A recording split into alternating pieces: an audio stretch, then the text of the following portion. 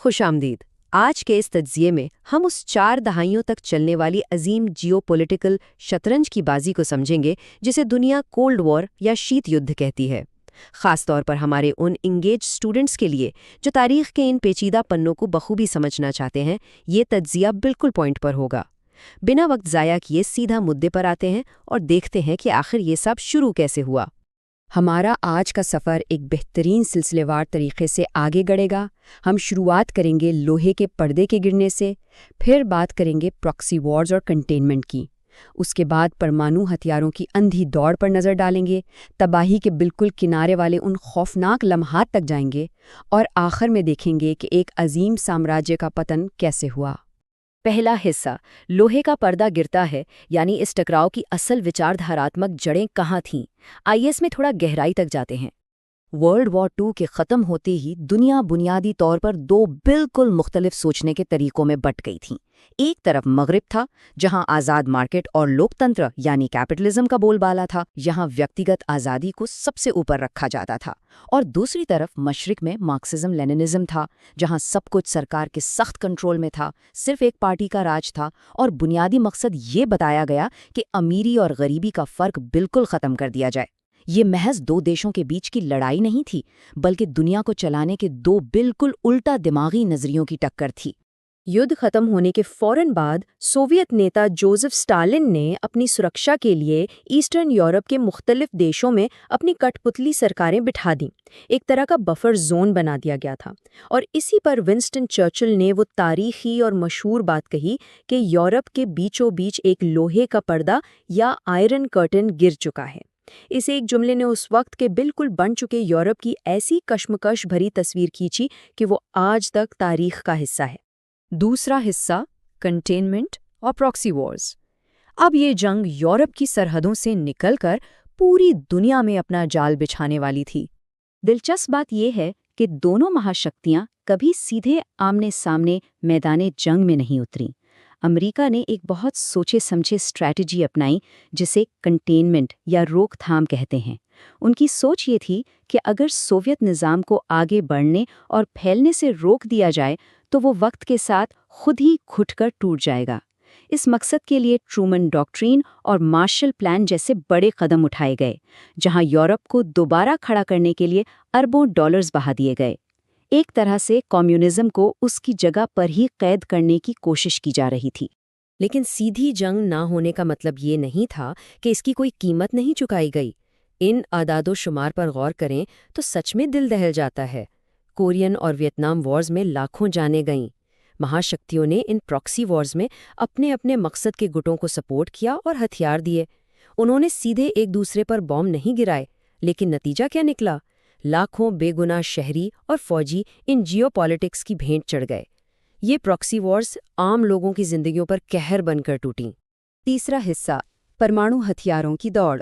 अब हम दाखिल होते हैं उस दौर में जहां म्यूचुअली अश्योर्ड डिस्ट्रक्शन यानी यकीनी बाहमी तबाही के साये ने पूरी दुनिया को अपनी लपेट में ले रखा था। 1945 में जब अमेरिका ने पहली बार एटमी हथियार इस्तेमाल किए तो दुनिया हमेशा के लिए बदल गई। लेकिन सिर्फ 4 साल बाद 1949 में यूएसएसआर ने भी अपना टेस्ट कर लिया। फिर हाइड्रोजन बॉम्ब का खौफनाक दौर आया और ये दौर सिर्फ ज़मीन तक महदूद नहीं रही। 1957 में स्पुतनिक के लॉन्च होने और 1969 में चांद पर कदम रखने के साथ ये अंतरिक्ष की एक इंतहाई महंगी और हैरत अंगेज रेस में बदल गई। दोनों तरफ से किसी भी कीमत पर आगे निकलने का एक जुनून था। इसी जुनून ने एक बड़ा ही अजीब और खौफनाक असूल पैदा किया, म्यूचुअली अश्योर्ड डिस्ट्रक्शन या शॉर्ट में मैड। सीधी सी बात है, अगर किसी एक शक्ति ने भी परमाणु हमला किया तो जवाबी कार्रवाई में इतने हथियार चलेंगे कि बचेगा कोई नहीं। हमला आवर और दिफा करने वाला दोनों मुकम्मल तबाह हो जाएंगे। एक बहुत अजीब पैराडॉक्स था ये, क्योंकि मुकम्मल तबाही की तैयारी ही असल में दुनिया को सीधी जंग से बचा रही थी। इसी डर ने दोनों को आमने सामने आने से रोके रखा। चौथा हिस्सा, तबाही के किनारे। अब आते हैं 20वीं सदी के उन सबसे नाजुक लम्हात पर जब वाकई पूरी इंसानियत ने अपनी सांसें रोक ली थी। ज़रा सोचिए कि आप सुबह उठें और देखें कि आपके शहर के बीचों बीच एक 100 मील लंबी और 12 फुट ऊंची कंक्रीट की दीवार खड़ी कर दी गई है। अगस्त 1961 में बिल्कुल ऐसा ही हुआ। लाखों लोगों को खुशहाल मगरिब की तरफ भागने से रोकने के लिए सोवियत ब्लॉक ने रातों रात बर्लिन की दीवार खड़ी कर दी। बारूदी सुरंगें और हथियारबंद गार्ड्स। आयरन कर्टन यानी लोहे का पर्दा अब कोई सिर्फ कहने की बात नहीं रही थी, वो एक ऐसी ठोस हकीकत बन चुकी थी जिसने खानदानों को रात भर में बांट दिया। और इसी दीवार के बनने के बाद वेस्ट बर्लिन के दौरे पर जॉन एफ कैनेडी ने खड़े होकर एक बहुत ज़बरदस्त बात कही।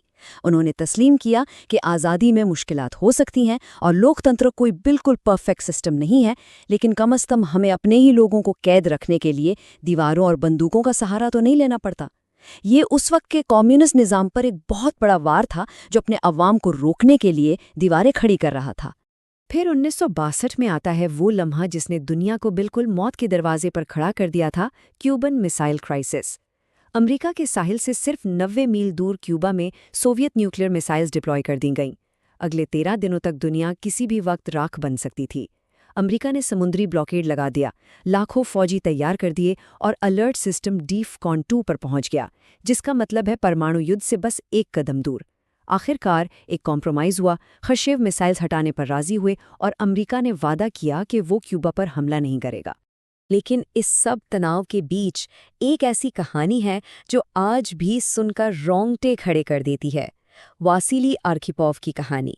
ये एक अकेले सोवियत सबमरीन ऑफिसर थे।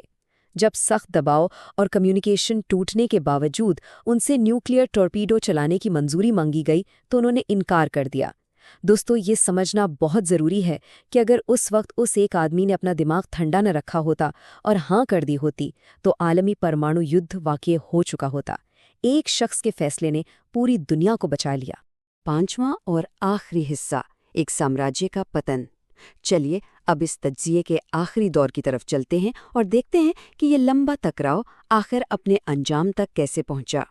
1980 के दशक तक आते आते माहौल और भी सख्त हो गया। अमेरिका के सदर रोनाल्ड रेगन ने एक बहुत एग्रेसिव अप्रोच अपनाई। सोवियत यूनियन को बुराई का मरकज़ करार देते हुए उन्होंने स्ट्रेटेजिक डिफेंस इनिशिएटिव, जिसे स्टार वॉर्स भी कहा जाता है, शुरू किया। असल मकसद फौजी जंग लड़ना नहीं था। मकसद था एक ऐसी महंगी टेक्नोलॉजिकल दौड़ शुरू करना जिसका खर्चा उठाना इकोनॉमिकली कमज़ोर पड़ते सोवियत यूनियन के बस की बात बिल्कुल नहीं थी।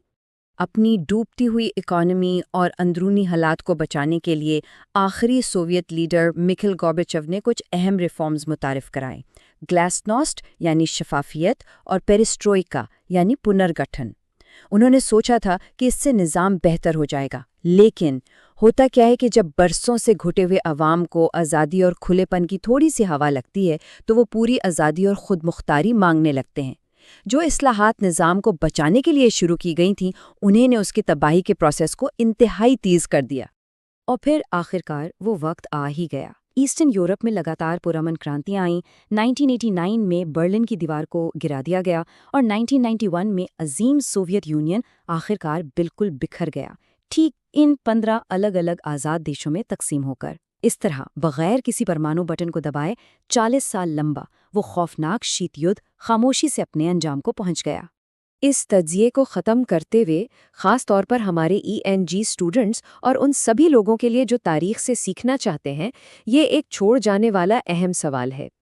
क्या हमने सच में इस कोल्ड वॉर के तबाहकुन विचारधारात्मक घमंड से कुछ सीखा है, या हम आज भी दुनिया में किसी नए लोहे के पर्दे के गिरने का ही इंतज़ार कर रहे हैं? टकराव और कठोर नज़रियों के नतीजे हमेशा अजीम होते हैं और इतिहास को समझना ज़रूरी है ताकि कल की खौफनाक गलतियां आज किसी नई शक्ल में ना दोहराई जाएं। हमारे आज के इस तज्जिए में साथ जुड़े रहने का बहुत शुक्रगुजार हूँ।